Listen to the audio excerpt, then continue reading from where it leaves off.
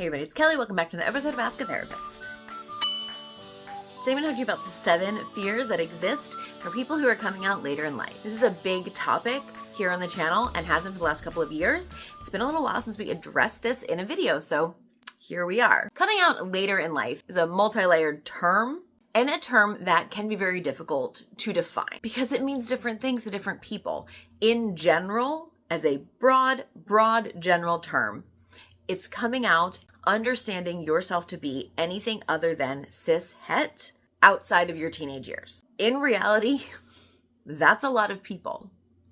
Since 2020, this has been a much more common phenomenon when people understood that so much of their lives had been really steeped in heteronormativity, and they had not been aware for so much of their lives that being part of the queer community was even an option for them. They just sort of grew up, got married, had kids, had families, and didn't realize that there were parts of them that they had not explored. When you're not exposed to anyone who is part of the LGBTQI plus community, when the only exposure that you do have is super negative, and even if you have any inkling that you have any of those feelings inside of you, you assume they're wrong, dirty, disgusting, have to be hidden, can never be explored, will never be acceptable. You're never going to understand that. And then all of a sudden, we have all this exposure to different things that are out there, and you're going to be aware that, oh, these things I've had inside of me all of the time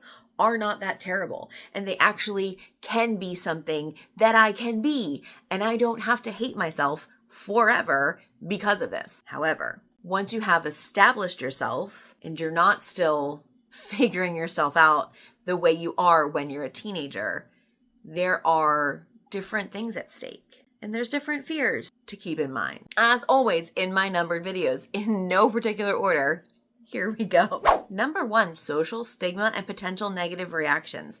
Look, those worries that you carried about what those identities mean don't just go away just because you understand that they apply to you, right? You don't just go, oh, I'm bi. Cool, I don't have a problem with bi people anymore. Cool, I don't feel like I have to choose anymore. That doesn't happen. Like, you still carry that. You just carry another layer of self-doubt, self-loathing, self-questioning for sure, because now this mythical group that has been so questionable in general for you, you're now a part of. You don't know a lot about, you haven't ever been able to access in general, and also you think you might be part of them. That's going to be fairly hard to handle and pretty confusing and pretty distressful, honestly, on some level. All of the things that you've been told your whole life about what those people or people in the queer community have been termed for you, all the things you've been told come back to rest on you once you realize that you're part of that same community, or even when you start to think you might be. Even if you haven't figured that out yet, the very idea that you might be starts those thoughts churning because you've heard it your whole life. Maybe you even said it at points in your life. Depending on where you came from, you may have been one of those people who thought that. If you did, what does it mean for you if you realize yourself to maybe be one of those people? What does that feel like? Pretty freaking scary. Number 2, impact on existing relationships. So this could be friends, this could be family of origin. If you've always had straight friends, even as accepting and understanding as your friends may be, there is this weird thing that happens with cis-het people, and I don't understand it, honestly. And I don't know how to explain it. If you are someone who is cis-het and you don't understand what I'm saying, I apologize. If you are part of the queer community, you probably know what I'm about to say. There is this entitlement or curiosity that sounds like entitlement that sometimes gets visited on queer relationships. And anyone who's been in a queer relationship around multiple cis-het people know what I'm talking about. There are questions that get asked of you that you would never ask of a man and a woman in a relationship. You'd never ask because it's not your business to know, and it would be offensive to ask. And yet it's somehow okay to ask that question of a queer couple. It's not okay. Newsflash. But for whatever reason, that like, I don't know, voyeuristic entitlement, almost fetishizing of those relationships happens. And so if you've got an entirely straight group of friends, like, are they going to understand you? Are they going to understand your relationships? Like, are they? Maybe, if you've got a group of friends who are open-minded, who are understanding that people are different from them. And also, it can be lonely to be the only queer person in your entirely straight friend group. So does that mean you need to make new friends? Later in life, it's harder to make new friends. Like, there's so many different layers to this fear of losing or straining or even changing those social relationships. What about impact on your family of origin? Like, how is your family of origin? Do they accept people who are not cishet? Are they going to accept you if they've known you for this long and they haven't seen any signs? I hear this all the time. It's so weird to me that someone can look at someone else and say, I've never seen any signs of this, so you're probably not. What? If you are not in someone's brain, you do not know what they're thinking. I don't care how close you are to them. I don't care how well you think you know them. If you're not in someone else's brain, you do not know what they're thinking. People do not always show signs. And if they do show signs, it doesn't mean they're going to be signs that you understand as signs. There is no specific stereotype of a member of the LGBTQI plus community. There is no stereotype of a woman who likes women or of a man who likes men. There is no stereotype of someone who is trans. There is no specific box that any of us in this community fit into that you can always look at someone and say, oh yes, that is right. That label fits them. That's why no one label works for all of us. It doesn't always matter how old you are. If you have a family of origin that you have a relationship with, even if it's a hurtful dynamic, the idea of losing them by telling them who you are is going to be scary, and it's going to be hard. It's an understandable fear. Number 3, concern about family dynamics. And now I'm talking about family of creation, right? We're talking about a family you've created, whether you have children, whether you have a long-term partner, maybe you have a spouse, that concern about that family dynamic. Are we talking about a situation where you are coming out and it's going to change the dynamic between you and your long-term partner or maybe spouse? Are we talking about a situation where you're coming out to them, but it's not going to change your dynamic? What is it you want? What is it you're looking for? And what is it you're thinking through? You have the right to figure out who you are before you let your partner in on it. You do. And I know that's not a very popular opinion, but like, you do. You have the right to be happy also, just like your partner does. I want to say, I don't know how we got to this place as a country where we think that any other reason for dissolving a marriage is fine, except for someone like understanding who they are, coming out in some certain way. Any other thing, infidelity, falling out of love, wanting to go be with someone else, but not actually cheating, all those things are fine. But if someone comes out, they're destroying everyone. Y'all, if that's what you think, that's your own phobia against that person, against that community coming out. If that's the only thing that destroys people, but every other form of breaking of marriage covenant or whatever you want to call it is fine, come on. Like, do you really not understand what you're saying here? Not every realization of who you are is going to lead to breaking up your long-term relationship, and some will. There's a lot of dynamics to that. We've talked a couple of times about that, about how it can, how it can't, like certain ways that you can work that. I can do another video on that, like a more current one if you want. Please comment below and tell me if you want that, because I can't read your minds. But there's a lot of different ways that can go. I'm more than happy to talk about it if you want. Fear number 4 is career repercussions. This is especially strong within the trans community in reality. If you are working a job and you are at a point where you are ready to tell the people you work for, maybe you want to stop being dead named at work. Maybe you want people to use your correct pronouns at work. Like, you have the right to do that, you know? What's that going to mean for your career? What's that going to mean for the people that you work next to?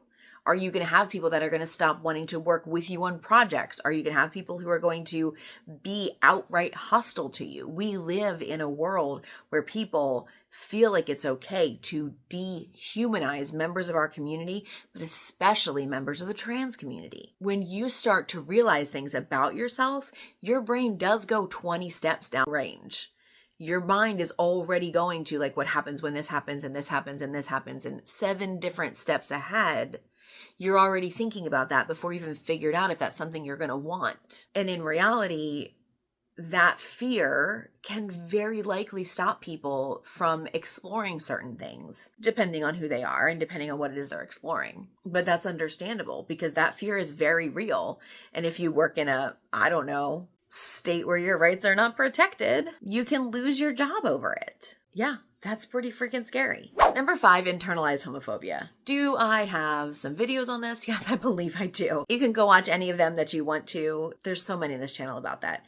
The bottom line here is when you live in a society that tells you that being part of the LGBTQIA plus community is wrong, is dirty, is unnatural, is all of these other negative words that are thrown about all of the time, there is going to be some aspect of that that seeps into you. When we apply those negative thoughts to ourselves, often without knowing it, often not on purpose, that becomes part of our narrative about who we are. When that becomes part of our narrative about who we are, we start to see ourselves differently, and that stops us from living into who we are fully.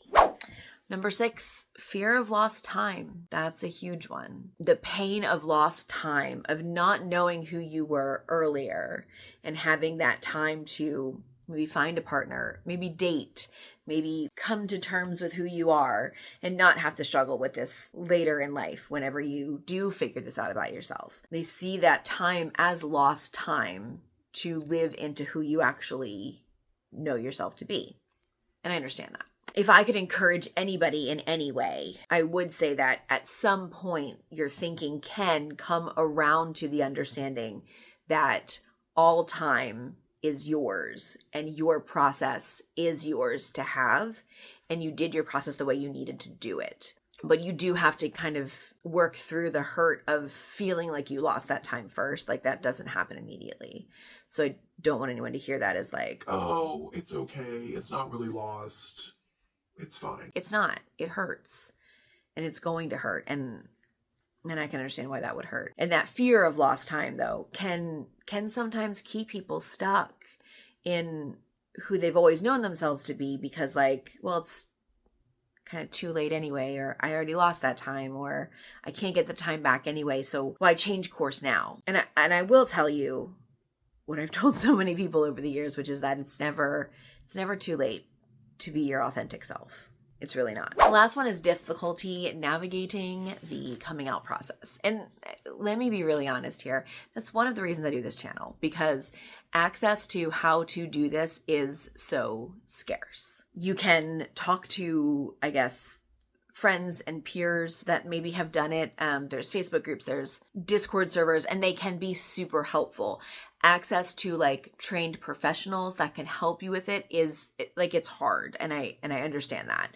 I understand access to mental health support in general is difficult. I get that as a therapist. There's certain governing laws and stuff. Like I can't see people outside of states that I'm licensed in. Otherwise, I would probably have a much bigger waiting list than I do to see people, because there aren't any people that specialize in what I specialize in. That's one of the reasons I do this channel, either through the videos that we put out or through relationships you can build with people in the comment section or through the membership on the channel, some sort of relational way that you can get support to help each other navigate that process. Because access in your direct circle is so, unlikely to be there, really. It is not typical that most people who are coming out later in life have also people in their direct sphere of influence that have also come out later in life. If you do, that's amazing.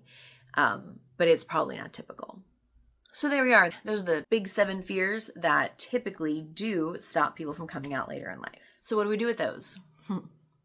Basically, like so many other of my fear videos, I want you to be aware of them. I want you to be able to identify them for yourself, kind of working through them, maybe as like a list of which ones you're working through as you're trying to figure this stuff out for yourself. Your process is your process, and you get to take the time that you need to take in order to figure out who you are and to live into that completely. Your life is yours, and there's no right or wrong way to do this. And also, I want you to understand that if you're afraid of some of these things, it's completely understandable, and it's actually very common to the experience itself. So hopefully that helps you feel maybe a little less alone on this journey. And that's it for today. Thank you so much for being here. I will see you all next time. And until then, take care of yourselves and each other.